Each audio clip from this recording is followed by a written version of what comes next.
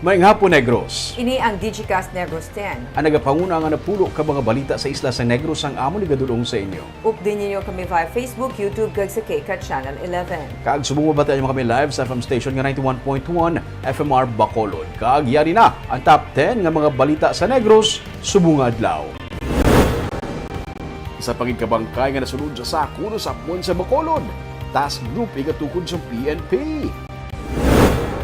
Duha ka mga LGU sa Negros Occidental nagsuspend sa klase bangod sang ulan. Duha ka tuig nga bata patay matapos mahulog sa bubon. Transport groups nagapati nga mangin madinalagon ang transport strike sa Lunes bisan hindi tanan maupod sa ila. Kag sa good vibes, dalan nga nag-connect sa Pahanukoy Kabug Felisa Mansilingan, malutsan na. Inatanan sa Digicast Negros 10. Sa number 10,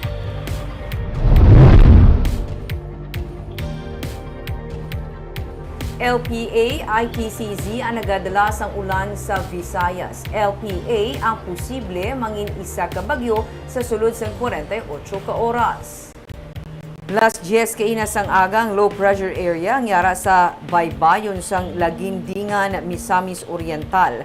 Naupo diri ang Intertropical Convergence Zone nga nagaapekto sa Palawan, Visayas kag Mindanao. Sa masunod nga 24 oras, mangin maulano ng Bicol Region ang bilog nga Visayas nga nagalakip sang Negros Occidental kag Bacolod City.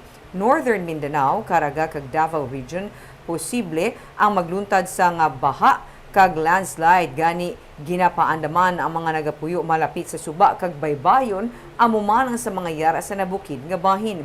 Mahinay tubtub kasarangan ang dapis ang hangin kag mangin makanay tubtub mabalod ang baybayon. Ang LPA ang posible nga mangin isa ka bagyo sa sulod sang 48 oras.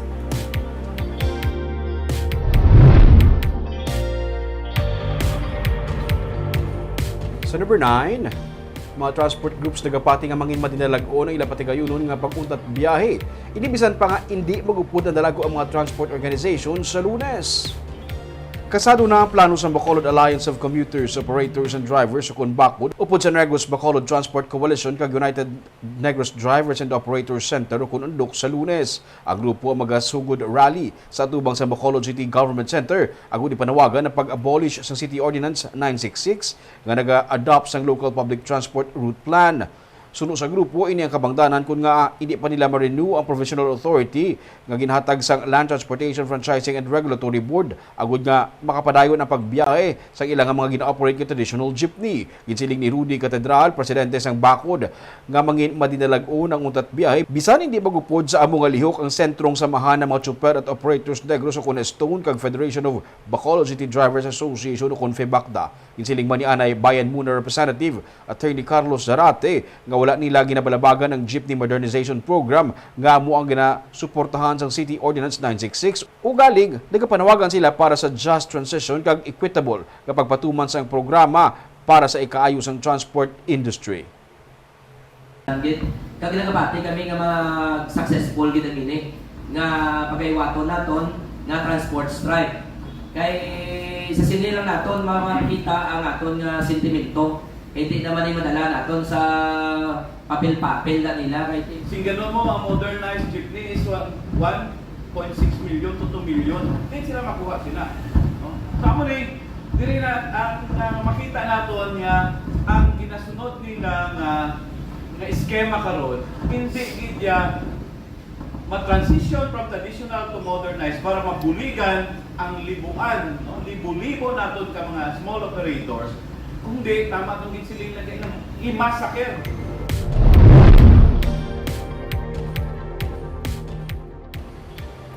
Sa number 8, may pagsaka sa kaso sang COVID-19 sa Negros Occidental pero hindi naman ini maka-alarma. Inisuno kay OIC Provincial Health Officer Dr. Gurley Pinugan nga nagsilingan nga base sa ilang nga datos humalin sang Enero tubtub Abril 24, 505 ang na-record nga COVID cases sang probinsya. Siyam naman ang na-record COVID-related deaths kag kalabanan diri mga unvaccinated kag may comorbidities. 12 naman sa karon ang COVID positive kag na-admit sa ospital sa Cadiz City. Sunod kay Pinongan, ini sila nakitaan sang mild symptoms. Ang sa mga na-admit naman sa mga ospital nga ginakabig highly suspicious cases, ini sila ang gina-rapid antigen test o kunrat kag ang nagpositibo ang gina-RT-PCR test. Samtang may ginapaabot naman nga bakuna para sa booster shot sang yara sa general population o kung 18 anyos pasaka. Pero wala pa napatud kung saan ugid ini mag-aabot. Padayon ang paghaylo sa publiko nga magapabakuna para mapangapinan ang kaugalingon kontra COVID. Ginahaylo man sa PHO ang publiko nga maggamit sang face mask, labi na sa mga may dalago nga pagtililipon kag enclosed ang lugar. Sa atong trends since January, may ara man kita nga zero sila mo. So we are trying to look into also the monitor man namon kung ano ang trend ta subong, but it's not that alarming because these are mild when it comes to COVID, very mild ang mga ginapresenta. Pilang cases ta for And this those year? death are unvaccinated. Ang deaths Ang mostly, nine? Mostly unvaccinated. mostly or Sa number 7,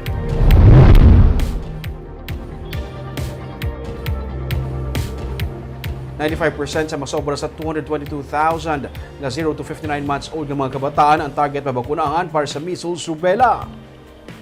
Inisunod sa kay OIC Provincial Health Officer Dr. Girly Pinongan nga sa karon nagsiling nga sila parayon nga nagahaylo sa mga ginikanan nga pabakunahan ang mga kabataan. Sa 2022, sunod sa kay Pinongan, 77% lamang sa target ang tigayon nga nalabot sa probinsya. Patag niya, importante ang supplemental vaccination yung inaduso sa DOH, ilabi na sa tiun sa pandemic, may mga yadtong nakamiss o kung wala na tigayon mabakunahan. Priority LGUs amo ang Binalbagan, Pulupandan, Ibimagalona kag Kabangkanan. Ang kasubong nga mga balatian ang ginakabig nga vaccine preventable diseases. Narakip man sa ilang nga kampanya ang pagpasalig sa publiko nga safe ang bakuna kag dapat hindi sila magkahangawa. Kung may side effects nga mabatyagan, may mga ospital nga sarang gilingon makadtuan para madapatan sa nagakaigo nga medikal nga atensyon. Routine na siya nga vaccination for our kids mo. So, ang hadlok man lang nila kung may mga side effects ang vaccine. But para man na sa ilang kayuhan sa kabataan ta actually, no? So, there are actually diseases nga preventable with vaccine, no? So, wala tayo na specific nga treatment for measles actually, but vaccine na gin makabuli nga ano. So, kabalo man ang mga nanay. So, we are campaigning for that na safe ang aton vaccine.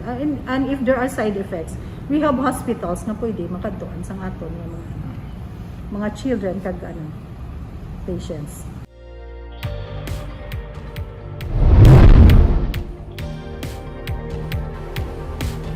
Sa number 6, 40 ka mga pulis sa Negros Oriental ang nagpasakop sa Biggest Loser Challenge. Nagpasakop ang 40 ka mga pulis sa nagkalain-laing nga police station sa Negros Oriental para sa ikaduha nga tuig sang Biggest Loser Challenge sa Negros Oriental Police Provincial Office. Ini ang programa sang Provincial Director sang Norpo nga si Colonel Alex Recinto para mapaniwang o kung magpagamay ang mga pulis sa probinsya nga overweight. Sunod kay Lieutenant Kim Lopez, ang spokesperson sang Norpo, mayara sang standard nga body mass index ang mga pulis kag dapat ini nga ma-maintain sa mga kapulisan agud hindi mangin kabudlayan sa ila trabaho. Posible abi sunod kay Lopez nga mabudlayan sa paghulag ang pulis nga overweight kag mangin apektado man ang iya sini ikaayong lawas gani luyag sa Norpo nga malabot nila ang nagakadapat nga body mass index. Tubtub sa Hulyo 31 ang ini nga challenge sang Norpo kag may reward man ang pulis nga may pinakadako nga mabuhin sa iya kabug-aton.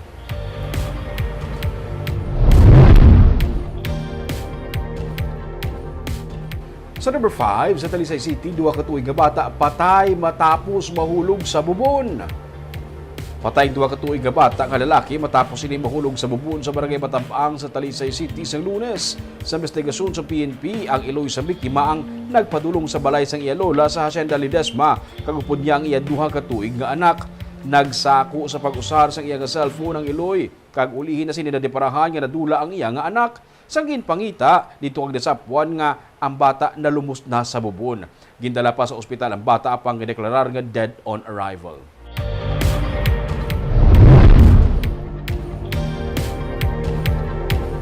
Sa number 4, mga nagkalabasa nga dokumento nga nagalakip sang registration form kag iban pa nga supplies ang ginatinguan sang Comelec Bacolod nga masalvage pa.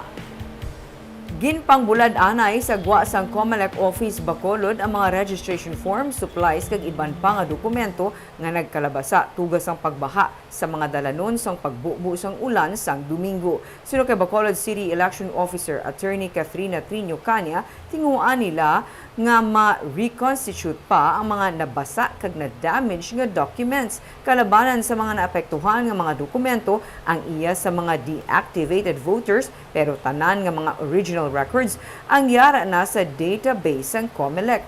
Nakasugilano naman si Attorney Cania kay Mayor Albi Benitez para sa plano nga makapangitas ng lugar nga pwede nila masayluhan. Ano lang magbaha daw ginakulbaan na kami.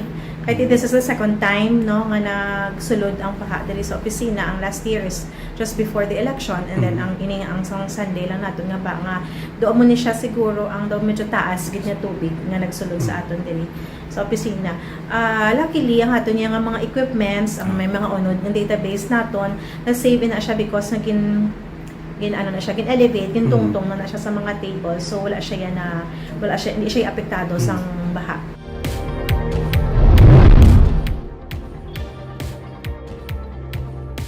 Sa number 3, dala sa mapunok nga ulan, naggibaha ang pinakabahin sa San Carlos City nga nagsuspend man sa klase sa tanan nga levels. Nagsuspend man sa klase ang Banwa sa Pulupandan bangod sang malain nga panahon. May pagbaha sa pinakabahin sang Banwa.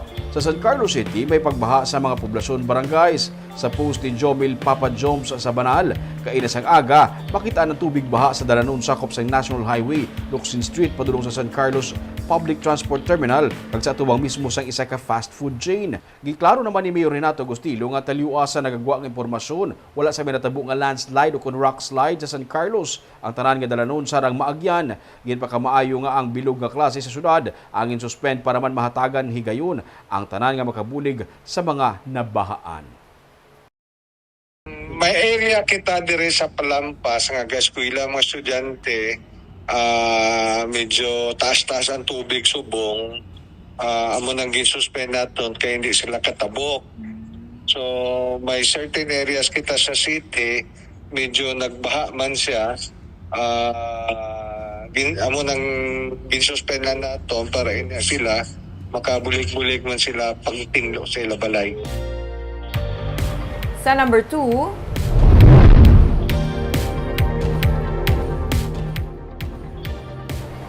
joint survey kag clearing operation sa mga drainage kag mga dalanon sa syudad sa Bacolod ang ipatigayon sa DPWH kasubong man sa Bacolod LGU agud masolusyonan ang pagbaha sa pila ka mga areas. May report si Nico Delfin. Ginsuguran liwat sa Department of Public Works and Highways ang pagkaayo sa mga naguba kag barado nga tamburong sa dalan sa Nuwan sa kilid sa Bacolod City Public Plaza. Ini makaligad man sang baha nga nagluntad sa downtown area tugas ang pagbubo sang ulan sang Domingo. Suno kay DPWH Bacolod District Engineer Abraham Villarreal, magluwas nga ginmando ni Mayor Albi Benitez ang pag-identify sa mga flood-prone areas na kasugtan man sa pagsinapol sang task force baha ang pagpatuman sang joint survey agud mausisa ang mga drainage sa pakikiban pa nga mga lagyan sang tubig nga kinahanglan madiklag kag mahawanan agud masolusyonan ang problema sa baha. So we suggested na magkaroon ng joint survey ang city at saka ang DPWH, at kung we find nga that this is really just clog up at wala pa namang immediate plan to replace these drainages na sabi nga na before na medyo maliliit lang, baka mas mabuti pa i-declog lang muna ito para mag-function lang muna while we are preparing to replace this.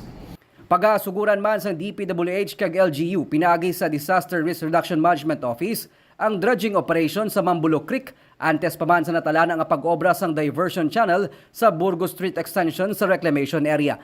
Ang diversion channel nga proyekto sang DPWH Regional Office 6 ang pagakutkuto na halin sa nasakpan sang Barangay 10 pakadto sa Bredco Port. Ining ginalauman isa sa mga solusyon sa pagbaha sa reclamation area. Makahatak sila mas maraming pondo, mga 3, 4 years, 5 years, matapos na natin lahat yan. Diba? By that time, mariresolve na po ba yung flood problems dito sa city? Meron pa tayong mga problema na ina-identify rin namin kanina sa meeting. Ang problema po natin, although dito po sa Lowland, sa Bacolod City, almost complete na po yung flood control in rivers and creeks. May mga gap po yan, may mga gap portion. Even in drainages along National Road, may mga gap portion po yan. Ang problema po, may mga obstruction. Obstruction po. Number one, the presence of informal settlers, of which we need the help of the city.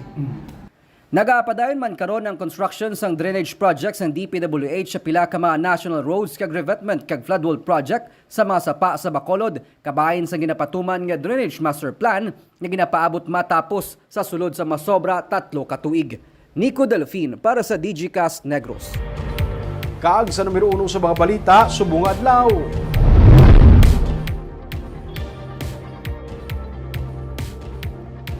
May isa na naman kabangkay nga nasapuan nga nasulod sa sako sa Bacolod City sa kagabi. Hibaloon sa PNP kung kumpleto pa ang parte sang lawas ang mga bangkay pati na ang duha pagid ka mga bangkay nga nasapuan sang Domingo nga adlaw. Yaring report. Sunod-sunod ang kaso sa pagkasapu sa nagakaagnas nga mga bangkay sa Bacolod Negros Occidental Economic Highway kon Banose. Kagabi, ang pinakaulihi kung sa diin nasapuan nga ang unod sang sako nga ginbutang sa tamburong sa area sa Barangay Kabug, bangkay sang tawo. Nagkapatrolya ang Police Station 9 sa among dalan sa may napanimahuan sila sa among bahin ang highway pasado las 7 sa kagabi. Yara na sa advanced state of decomposition ang bangkay sa masapuan, hindi pa mahibaluan kung ano ini kalawig gaginwigit sa lugar nga hindi madali-dalikitan sa mga nagalabay nga motorista. Bali ang plastada sang tamburong nagkatalikod ini siya sa may highway diri sa may Bacolod Negros Occidental Economic Highway. So kung nagalabay ka hindi mo siya madiparahan, amo to nga nagpatigayon sa patrolya sang kagabi ang mga pulis kag may panimahuan sila kag sang ilagin lantaw, may ara gali sang bangkay nga nasulod sa sako sa sulod mismo sang sininga tamburong. Sunod sa kagawad Randy Tornea sang Barangay Kabug, galayon sila kagin patawag sang PNP pagkasapu sa bangkay, gingisi ang sako kag nakitaan ang patay nga persona nga unod sini. Abot pag-isi sa sako mo to, pag-in kuhit tulaan ang Sige, gisi ang sako? Oo, tulaan na lang? Tulaan nga, ang iya bilog, hindi nga na bonaro, yan na bala, asa sa iya may daw tuway-tuway. So, uli daw ay pa, sa uli nakita nga daw may tudlo, amo na to na tawo. Kaina, may taga-silay nga pamilya nga nagpadulong sa BCPO para usisaon kung ila inihimata. Sunod sa PNP, mabudlay na ang pagkilala sa bangkay. Pero ang missing nga taga-silay, wala na sang ngipon. Amo man na nakita nga bangkay kagabi sa Kabug. Ito pong isang pamilya na naghahanap, ang identification na ibinigay niya is wala daw pong ngipin, yung kamag-anak nila na hinahanap niya. And then initially, ang nakikita po natin ngayon doon sa remains na nakita kagabi is that wala din po itong ngipin. But yet, we do not confirm yet these identities until such time na ma-identify po talaga ng family. Sang Domingo, may duhaman ka mga bangkay nga nasapuan sa among highway kabahin na sa Barangay Felisa. Mga 700 metros lang ini ang kalayoon. Ginausisa sang PNP kung konektado ang nasapuan nga bangkay kagabi sa una nga duha ka mga bangkay. Magaporma ang Bacolod City Police Office ang Special Investigation Task Group nga magausisa sa sini nga mga kaso sa pagwigit sa mga bangkay. Separado man nga task group ang mag-usisa sa mga utod nga parte sang lawas sa ginapangwigit sa Bacolod. Ang mga bangkay nga nasapuan, usisaon kun bala, kumpleto pa ang parte sang lawas. Kinordinate natin sa SOCO na i-determine kung kumpleto. Sila na yung makakakuan yan. Sila yung competent dyan na parang expert, no? Na makapag-determine kung kumpleto pa. Considering the itsura ng ng patay, parang unrecognizable na eh. So sila lang yung may may kakayahan. Ipa-DNA test man ang duha ka mga bangkay nga nasapuan agud may baluan kung sila ang missing nga mga persona sa banwa sa La Castellana. Magluwas sa 3 ka mga bangkay, may isaman ka call center agent ka may 15 ka mga buno ang nasapuan patay sa alihis sa nagdigad nga semana. Wala pa matumod kung sino ang nagpatay sa iya. 4 na tanan ang nasapuan nga patay sa Bacolod, humalin sa pagpungko sa bag-o nga BCPO director nga si Colonel Noel Anino sa Abril 18. Gani iya nga ginmando ang pagpadasig sa paglubad sang sini nga mga kaso.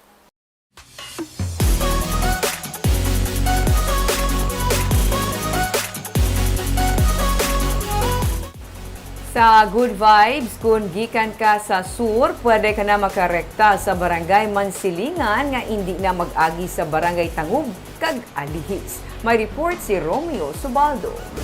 Kung halin ka sa south kag pakanto sa Mansilingan area, hindi mo na kailangan maglabay sa highway sang Tangub o kung sa Alihis kay man diri sa Bacolod Negros Occidental Economic Highway, makarekta ka na subong halin sa Barangay Pahanukoy, labay sa Kabug, kag subong makatabok na sa Barangay Felisa kag rekta pa Mansilingan. Hindi mo pa malabyan ang tanan nga mga lanes pero makalusot na ang mga salakyan kag motor pati na ang bike. Ang iningadalan kuntani ang magarekta nagwa sa bag-ong office ng LTO sa manayaw-sayaw sa Mansilingan. Pero bangod sa legal issues, hindi pa makalusot ang dalan. Pero may diversion road.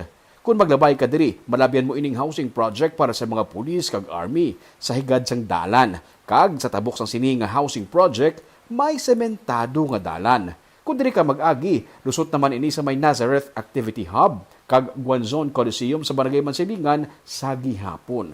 Kung magpatuo ka, dalan ini pa Murcia kag pakadto sa LTO. Kag kung mapawala, pabalik naman ini sa Mansilingan kag Barangay Alihis. Sang Sabado, nag-andar na ang mga solar lights sa area sang Kabug.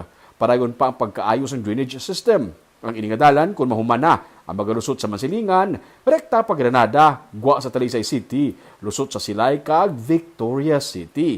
Ini ginalaugman nga makapahagan-hagan sang dalagan sang trapiko sa Bacolod City. Barb, hindi pa gina siya nahuman ang inangadalan, so portion pa lang siya malabyan. But eventually, kung mahuman siya all the way to Victorias, dako siya ng solusyon sa traffic sa Bacolod. Dragid ko pala may lapit ni area. No? Pero wala pagi ko da katilaw agi. Kaya tungod siguro lagpas na. Pero itry ko na. Kadang ulang gusto ng feedback na batian niya. Mas nagalapit. Oo, may mga shortcut na, but hindi pa gina siya fully, but may makalusot-lusot ka na. Maka magpalipot niyang imong nga travel time. Kaagabi ito mga balita sa Negros Subong nga adlaw. Kay man sa panahon karon importante nga nag-ihibalo ka sa nagakatabo sa imo nga palibot. Pero dapat balanse kag eksakto mga impormasyon. Padayon kami nga magapangalagad sa Negrosanon. Ako si Barbara Mijares. Tubtub sa buwas, ako naman si Romeo Subaldo, mayong hapon.